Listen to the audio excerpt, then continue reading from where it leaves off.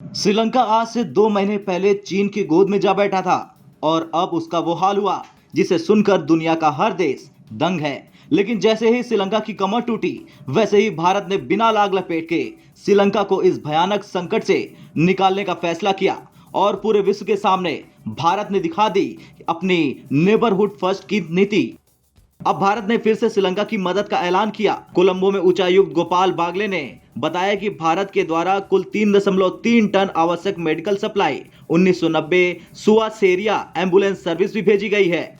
वहीं श्रीलंका में जारी आर्थिक संकट के बीच राष्ट्रपति गोटाबाया राजपक्षे ने 1.8 बिलियन रुपए का फंड कोविड-19 हेल्थ केयर और सोशल सिक्योरिटी फंड को दिया है। इस फंड से आवश्यक दवाइयां मंगाई जाएंगी। बागले ने बताया कि विदेश मंत्री एस जयशंकर जब मार्च 2022 में कोलंबो स्थित सुआसेरिया हेडक्वार्टर के दौरे पर थे, तभी उन्हें मेडिकल सप्लाई की किल्लत के बारे में अवगत कराया गया था। श्रीलंका की जनता को किया गया एक और वादा पूरा किया गया। मार्च में विदेश मंत्री एस जयशंकर के दौरे के समय दवाओं की किल्लत से अवगत कराया गया था। उच्चायोग ने 3.3 टन मेडिकल सप्लाई फाउंडेशन को सौंप दी। तो वहीं भारत द्वारा दी जा रही मदद को लेकर श्रीलंका के प्रधानमंत्री रानिल विक्रमसिंघे ने भारत सरकार का आभार जताया।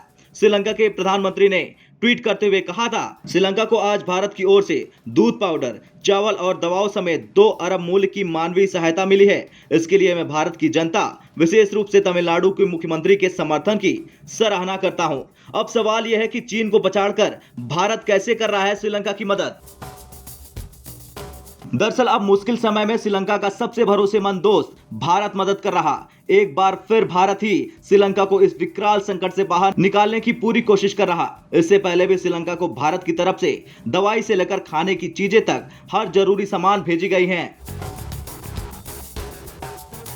इस बीच हाल ही में अब श्रीलंका ने कह दिया कि चीन से उसे कोई एहसान नहीं चाहिए। श्रीलंका के विदेश मंत्रालय ने अपने कर्मचारियों से कहा था वो चीन से आए फूड पैकेट्स और दूसरा सामान न ले। श्रीलंका की फॉरेन मिनिस्ट्री ने चीन के विदेश मंत्रालय से भी इस बात पर विरोध जताया कि उसने श्रीलंकाई कर्मचारियों को फूड आइटम्स के पैकेट क्यों भेजे। चीन हमारे फॉरेन पॉलिसी के कर्मचारियों को चावल, शक्कर और दाल के पैकेट बांट रहा। हमारे फॉरेन सेक्रेटरी और फॉरेन सर्विस ऑफिसर्स एसोसिएशन ने इस पर सख्त ऐतराज जताया है। फॉरेन मिनिस्ट्री को इस पैकेट के जरिए चीनी मदद की जरूरत नहीं है।